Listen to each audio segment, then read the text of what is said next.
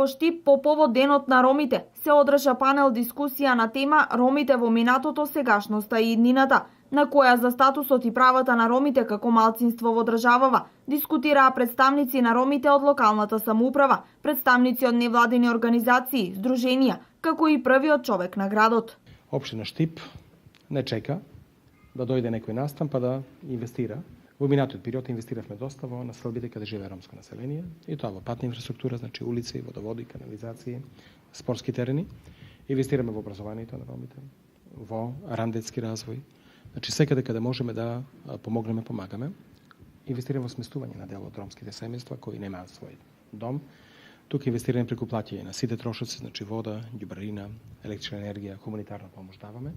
Покрај едукацијата на ромите, најавено е и решавање на стамбеното прашање на 50 на ромски семејства во Штип. Во овој момент овие граѓани, 50 ромски семејства, се згрижени во времен објект кој што е на Универзитетот Гоце Делчев и не знаеме кога тој објект ќе биде срушен и овие граѓани каде би биле згрижени. Ова за нас ќе значи сместување, односно дом за овие граѓани. Ние секојдневно им помагаме, идат кај нас, им потполнуваме барање, некош кој има потреба одиме на лице место. Во моментот Сдруженијето за правата на ромите работи во соработка со Рома Верзитас и работиме токму на тоа за едукација на студентите.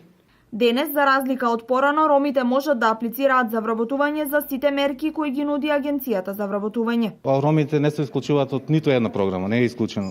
Значи може да аплицираат на сите мерки, може да учествуваат мерките за самовработување, отварање на сопствени бизниси, можат во делот на практиканството, обуките кај познати работодавци. Кај нас во Центарот за вработување во Штипа имаме 270 лица, а 270 лица невработени, значи активни баратели пред се од ромите, значи тоа се роми, но овде можам да спомнам дека образовниот профил е многу лош.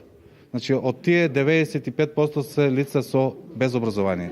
За социјална парична помош се на евиденција моментално 450 семејства. Директорот на јавното предпријатие ИСАР, Ангел Бојаджиев, на дел од вработените припадници на ромската заедница им додели пригодни подароци. Во знак на внимание за нивниот ден им доделивме скромни подароци, а исто така го одбележавме овој ден бидејќи нашето јавно предпријатие, овие се луѓе кои што главно ја носат главната работа на јавното предпријатие.